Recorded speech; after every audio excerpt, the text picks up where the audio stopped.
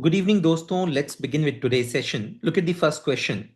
Consider the following statements regarding the National Security Act of 1980.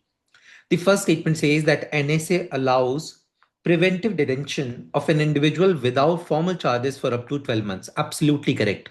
Second statement says under the NSA, cases are registered through the FIRs and therefore reflected in the NCRB crime statistics. No, this is absolutely incorrect. देखिए NSA किस तरह का law है? ये एक preventive detention law है जहां पे पर्सन का जो अरेस्ट हो रहा है वो before the commission of offence हो रहा है। तो आपने ऑफेंस कमिट किया ही नहीं है तो एफआईआर रजिस्टर करने की जरूरत ही नहीं है। और यही वजह है कि national crime record bureau NCRB NSA के किसी भी केस का कोई भी स्टैटिस्टिक्स कोई भी डेटा अपने पास रखता ही नहीं है। अंडरस्टूड। इसका मतलब यह है कि जो फेमस पर्सनालिटीज हैं जैसे सोनम वांगचुक, तो उनको तो नेशनल मीडिया का कवरेज मिल गया, इसलिए उनका डेटा आपके सामने मौजूद है। आपको पता है कि उनको एनएसए के अंदर बुक किया गया है। लेकिन ऐसे जाने कितने ओपोनेंट्स होंगे जो कि बहुत फेमस नहीं होंगे, बहुत पॉपुलर नहीं होंगे, और ऐसे कितने केसेस होंगे जहां पे लोगों को एनएसए के अंदर बुक किया गया होगा और आप इसके बारे में किसी को कोई जानकारी नहीं है। Right? So statement number two is absolutely incorrect here. Question is which of the following statement is oblique are correct? So correct answer क्या होगा? Statement number one is correct, but statement number two is incorrect. Right? So C for Calcutta would be the correct answer here. Now look at the explanation part why we picked up this question. So Sonam Wangchuk जो है वो reason है इसका। यहाँ पे basically what happened, supreme court में यहाँ पे सॉलिसिटर जनरल जो हैं यहाँ पे सोनम वांगचुक के अरेस्ट को जस्टिफाई कर रहे हैं कि उनको जो अरेस्ट किया गया है वो लॉफुल अरेस्ट है और वो नेपाल और बांग्लादेश की तरह यहाँ भारत में जेंजी प्रोटेस्ट करवाना चाहते थे, वो लद्दाख को नेपाल बनाना चाहते थे, इसलिए उनका अरेस्ट यहाँ पे किया गया है। अब ये सेंट्रल गवर्नमेंट का जस्टिफिकेशन है। आपके इसके बारे में आपका क्या ओपिनियन होगा वो आप तक सीमित है, लेकिन हमें यहाँ पे एग्जाम ओरिएंटेड यहाँ पे स्टडी करनी है, राइट? तो you need to know that NSA permits preventive detention up to 12 months subject to the advisory board's approval. Also remember that it is a preventive detention law and no FIR is required, and therefore cases are not systematically captured in the NCRB data, which is a major flaw and major criticism of this law. Right? In fact it violets article 22। देखिए basically क्या होता है, जब भी normal course में किसी का जब अरेस्ट किया जाता है तो विद इन 24 आवर्स के अंदर उसको नियरेस्ट मजिस्ट्रेट के सामने प्रोड्यूस करना होता है। लेकिन ऐसा एनएसए में नहीं होता है। आप एनएसए के अंदर बिना किसी एफआईआर रजिस्टर किए, बिना मजिस्ट्रेट के अप्रूवल के आप कम से कम 3 महीने तो बुक कर ही सकते हैं। उसके बाद में एडवाइजरी बोर्ड का अप्रूवल लें और आराम से 12 महीने तक के किसी को आप डिटेंशन में रख सकते हैं। क्लियर? चलिए, now let's move on to the next question. और इससे पहले कि हम आगे बढ़ें, मैं आपको ये भी बता दूं कि इस तरह के कई लॉज जो हैं वो इंडिया में एग्जिस्ट करते हैं। और एनएसए इंदिरा गांधी की सरकार लेकर के आई थी 1980 में, राइट? और एनएसए की तरह जो है वो इसके जो रूट्स हैं बेसिकली वो हैं मल्टीपल लॉज में जो कि कॉलोनियल टाइम पीरियड में आए थे। जैसे फॉर एग्जांपल के तौर पे defence of India act of 1915, then Rowlatt act of 1919, right? इस तरह के मल्टीपल लॉज जो हैं वो यहाँ पे ब्रिटिशर्स लेकर के आए थे, उसी तरह का एक लॉ है। चलिए आगे चलते हैं नेक्स्ट क्वेश्चन की तरफ। So look at the next question. Question number 2, Fuego volcano is situated in which of the following countries? Correct answer is Guatemala. So B for Bombay would be the correct answer here. अभी हाल ही में eruption हुआ था, इस वजह से news में था। So Fuego volcano is located in Guatemala, Central America. It lies near the historic city of Antigua and forms part of the Central American volcanic arc, which results from the subduction of the Cocos Plate beneath the Caribbean Plate. So Guatemala falls within the Pacific Ring of Fire, a highly active tectonic zone known for the frequent earthquakes and volcanic eruption. Right? So this is Guatemala with the capital Guatemala City. And it forms its border with Mexico, right? With Belize and with Honduras and El Salvador. It forms the coastal area with the Pacific Ocean and the Caribbean Sea. Chaliye. Now let's move on to the next question. So look at the next question, question number 3. The tender years doctrine refers to what? It refers to a doctrine which presumes that children of the tender age means a person who has not attained the age of 5 years. So generally below the 5 years age के जो child हैं उनको हम बुलाते हैं tender age. So, a doctrine which presumes that children of tender age should remain with the mother unless she is proven unfit. So, B for Bombay would be the correct answer here. अब इस question को pick करने के पीछे there is a strong reason. देखिए generally what happens कि जब भी लाइक किसी कपल के बीच में जैसे एम और एफ मेल और फीमेल के बीच में जब भी कोई डिस्प्यूट होगा तो जब भी यहाँ पे चाइल्ड कस्टडी की बात आती है तो एज पर the tender years doctrine court generally जो कस्टडी है वो मदर को देती है उस केस में जब बच्चे की एज 5 साल से कम होती है। लेकिन यहां दिल्ली हाई कोर्ट ने इस प्रिंसिपल को इस डॉक्ट्राइन को अवॉइड किया। Why? Because Delhi high court ने कहा कि in the best interest of the child it is required that child remains with the father, not with mother. Clear? So do remember. So generally ये convention है लेकिन यहाँ पे however the modern courts including the Delhi High Court have increasingly held that the welfare and the best interest of the child are paramount and custody decisions should be based on a holistic assessment rather than gender based presumptions, right? So chaliye now let's move on to the next question. Look at the question before. With reference to the criteria used by the 16th Finance Commission for the horizontal devolution of central taxes, consider the following statements.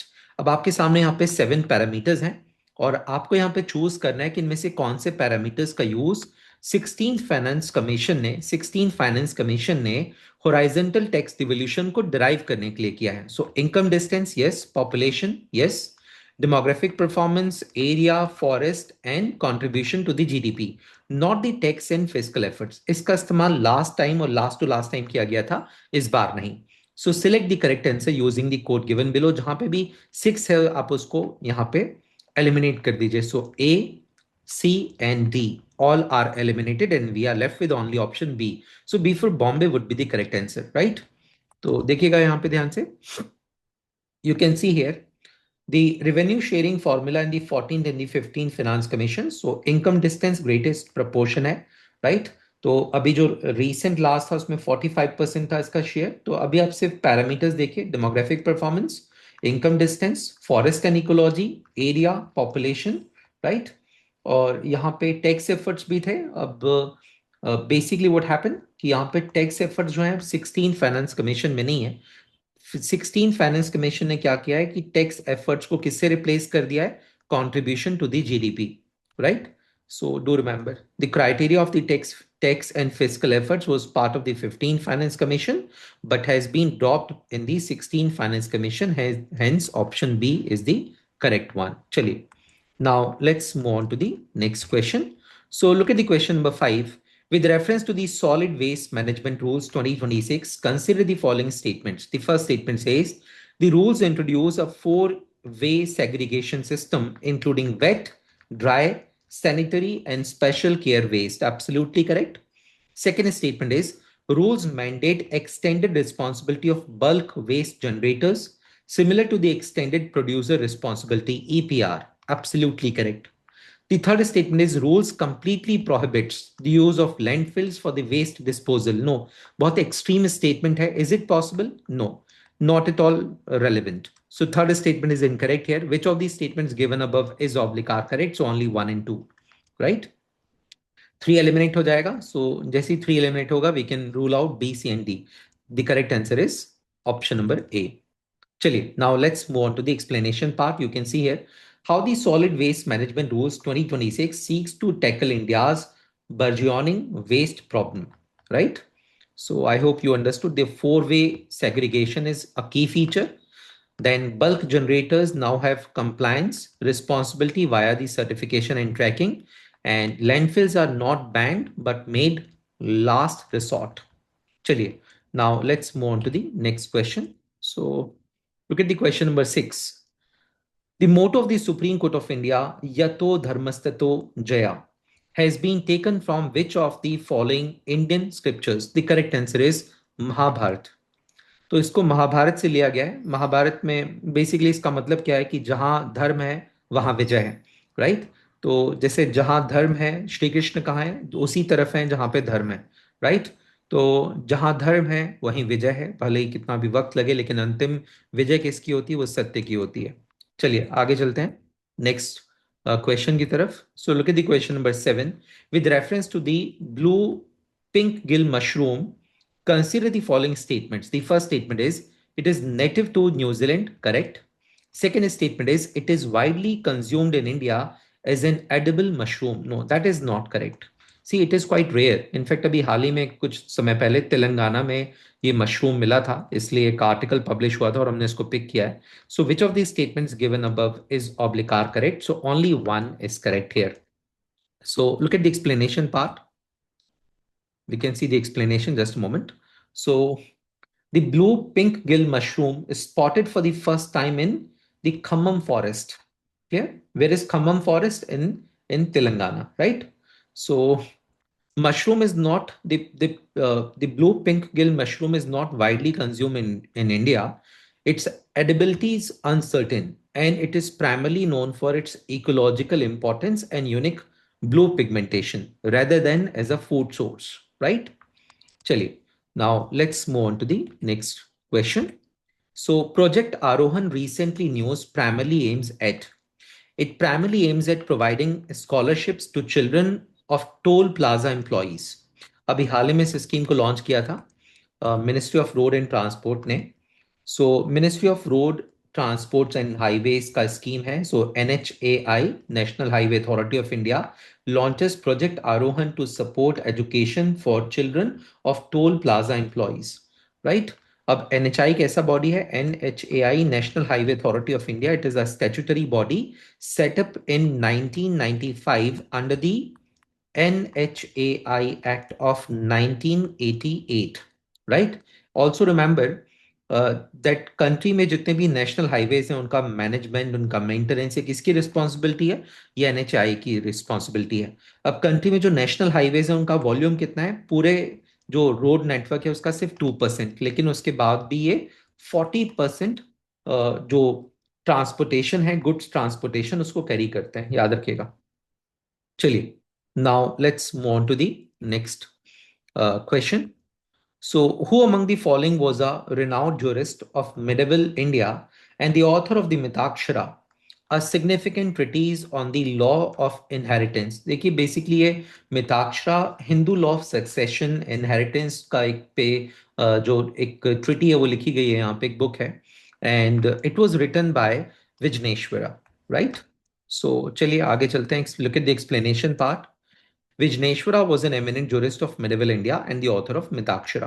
Mitakshara became the most authoritative text on Hindu law, especially in the matters of inheritance, succession, and joint family property. Right? देखिए generally दो जो है वो like law of schools हैं ancient India में. पहला है मिताक्षरा और दूसरा है दयाभागा स्कूल. सो दयाभागा जो स्कूल है दैट इज ऑथर्ड बाय जिमुत वाहन. And Dayabhaga school is practiced in Assam and Bihar, right? और rest of the country में particularly North India, Central India, South India Mitakshara law follow किया जाता है, right?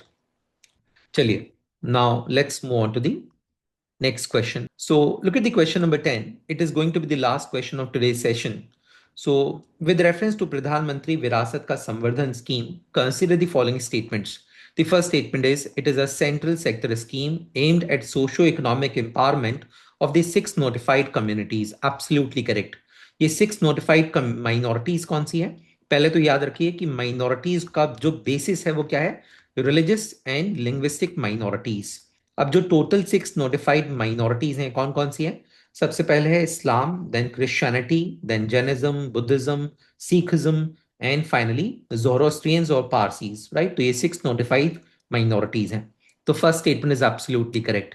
Second statement is National Minorities Development and Finance Corporation is responsible for providing financial support under this scheme. Absolutely correct.